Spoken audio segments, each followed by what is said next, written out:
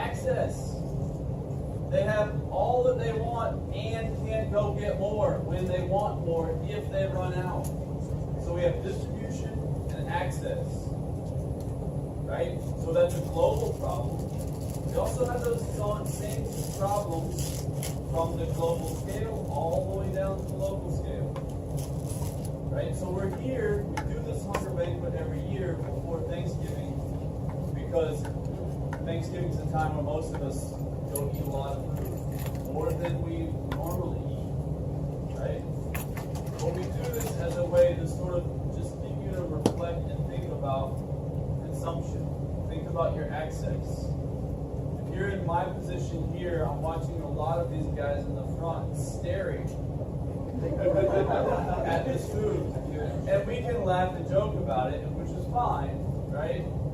However, they're staring at this food knowing that if they wanted to leave here and go to the grocery store and buy it, they could. Right? Now, imagine that scenario in a little more serious context where you know people out there have food, but you can't just go get food if you want. That's food insecurity. So it's not knowing where your next meal comes from. It's also not having enough food to provide for your entire household. So I just want everybody to look thought experiment, right? You can close your eyes if you want to, just to kind of get a frame of reference. You don't have to. Think about your family. Think about inside your house. All your family members are there. You can even extend it to Thanksgiving, right? If you want. All your extended family's there. How many of those people are you going to tell they can't eat? So you have to pick some people to eat. And the rest of them, you got to tell them they can't have food. That's food insecurity. But when it's real is when you literally don't have enough food. It's not like just, hey, later we're going to get more food. You can't feed everybody in your household.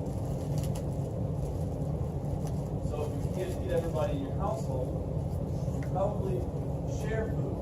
If you share food, you don't end up with as much food as you might need. So everybody in the household gets a little less than they need. That's being hungry. So now we talk about, we have to define these words so we know what we're actually doing here. And this is a simulation, and we'll have some fun and we'll enjoy ourselves today, but the whole point is to also think about the reality of some of these concepts that we're talking about. So malnourishment, what is malnourishment? Okay, not having enough nutrients, yes. So you could be hungry, which is not having enough calories to satisfy your daily need, right? You could be malnourished, which is not having enough nutrition to be healthy. So what are some of the health problems that occur from hunger and malnutrition? Okay. Yep. Iron deficiency.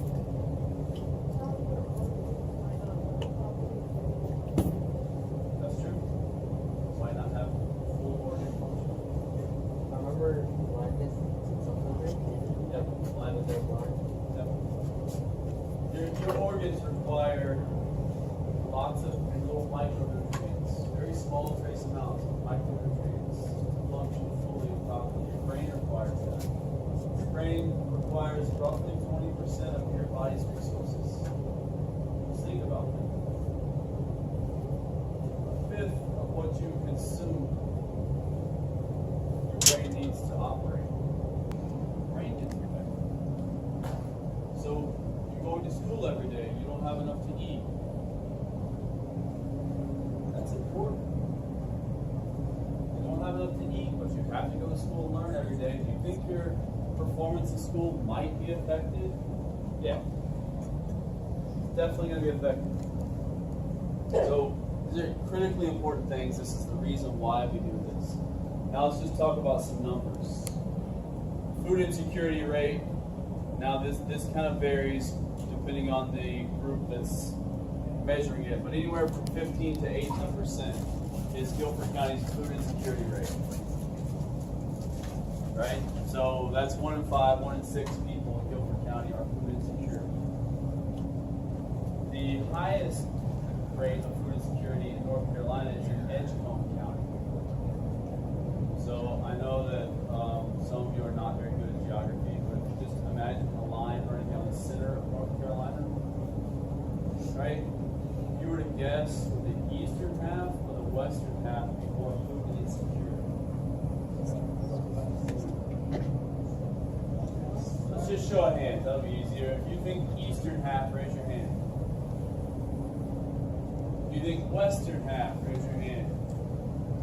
The eastern half is far more food insecure by county. The eastern half tends to be more rural.